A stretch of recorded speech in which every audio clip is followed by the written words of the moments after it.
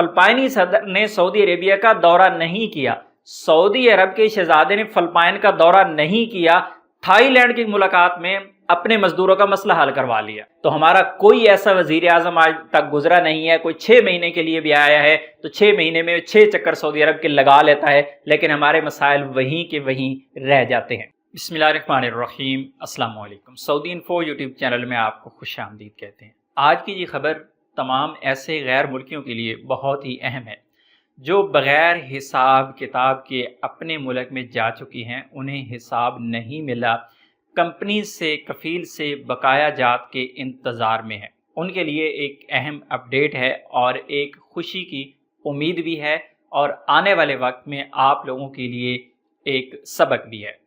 تو یہ خبر ہے فلپائن سے جڑی ہوئی، لیکن یاد رکھیے گا اگر آپ کا تعلق فلپائن سے نہیں ہے تو یہ خبر پھر بھی آپ کے لیے ہے، کیونکہ یہاں پر آپ کو بہت کچھ سیکھنے کو ملنے جا رہا ہے۔ سعودی ولی عہد شہزادہ محمد بن سلمان اور فلپائنی صدر کے درمیان تھائی لینڈ میں ایک ملاقات ہوئی۔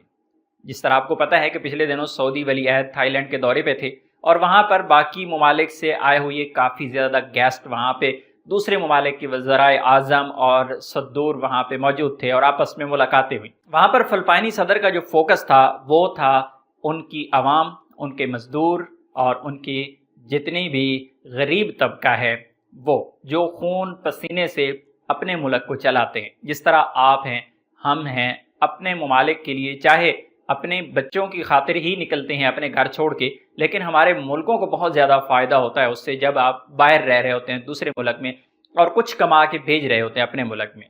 تو انہوں نے بھی وہاں پہ رہ کے سعودی ولی عہد سے ایک ملاقات کی، اور ملاقات میں انہوں نے ایسے فلپائنی جو 2015-16 میں جتنی کمپنیز بین ہو گئی تھی، کنگال ہو گئی تھی، جس طرح جن میں ایک بڑا نام تھا بن لادن کا، جس طرح آپ کو پتہ ہے کہ حرم شریف میں کرین کا واقعہ پیش آیا اور اس کے بعد پھر اس کمپنی پر پابندی لگی، اور پھر اس کے ساتھ جڑی کئی کمپنیاں جو ہے وہ ختم ہو گئیں اور کمپنیوں کے مسائل بنے۔ اس کے بعد کمپنیوں نے تمام جو ورکرز ہیں ان کو فارغ کر دیا، جن میں پاکستانیوں کی بھی ایک بڑی تعداد تھی، انڈینز کی بھی بہت بڑی تعداد تھی۔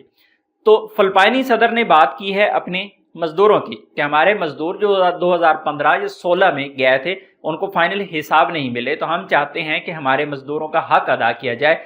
تو سعودی ولی عہد کی جانب سے 2 بلین ریال کا کہا گیا ہے کہ ہم جو فلپائنی مزدور ہیں، اب فلپائن کی جو تعداد تھی اس وقت کی وہ تقریباً ہے 10,000 لوگ، 10,000 لوگ بے روزگار ہوئی تھے ان کمپنیز کی وجہ سے۔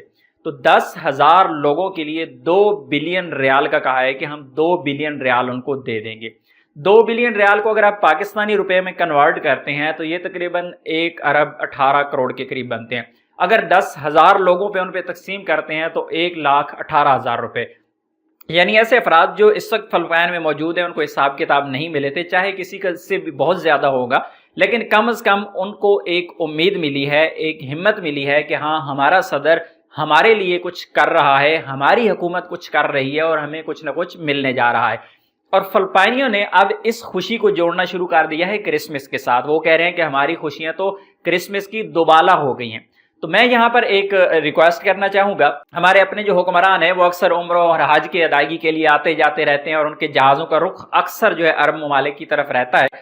اگر اپنے لیے ٹائم آپ کے پاس ہے تو اگر جب مزدوروں کی بھی بات کر لیں تو ہو سکتا ہے پاکستانی مزدور بہت زیادہ جو کورونا کی وجہ سے جو اپنے ملکوں میں پھنس گئے تھے، کچھ نہیں تو ان کو حساب کتاب ہی دلوا دیا جائے، جو ایک لیگل رائٹ ہے ان کا، آپ بات کر سکتے ہیں، اگلا بندہ اس سے انکار بھی نہیں کر سکتا، لیکن شرط یہ ہے کہ اگر آپ بات کریں گے تو کوئی سنے گا۔ آپ کو تو اپنی باتوں سے ہی ٹائم نہیں ملتا۔ فلپائنی صدر نے سعودی عربیہ کا دورہ نہیں کیا، سعودی عرب کے شہزادے نے فلپائن کا دورہ نہیں کیا، تھائی لینڈ کی ملاقات میں اپنے مزدوروں کا مسئلہ حل کروا لیا۔ اور یہاں پر ایک اور بہت اہم چیز میں کوٹ کروں گا، ہمارا مقابلہ رکھتا ہے اکثر انڈیا کے ساتھ، ہر قسم کا مقابلہ ان کے ساتھ ہمارا ہے، کہیں پہ انڈیا آگے ہے، کہیں پہ ہم آگے ہیں، یہ اپنی جگہ پہ ہے۔ چاہے ورلڈ کپ میں ہم نے سیمی فائنل کھیل لیا، انڈیا نے سیمی فائنل نہیں کھیلا، لیکن کچھ ادارے اپنی جگہوں پہ کام کر رہے ہیں۔ جس طرح میں بات کروں گا یہاں پر انڈین ایمبیسی کی، سعودی عربیہ میں انڈین ایمبیسی اگر کام کر رہی ہے تو ایک سٹینڈرڈ ہے،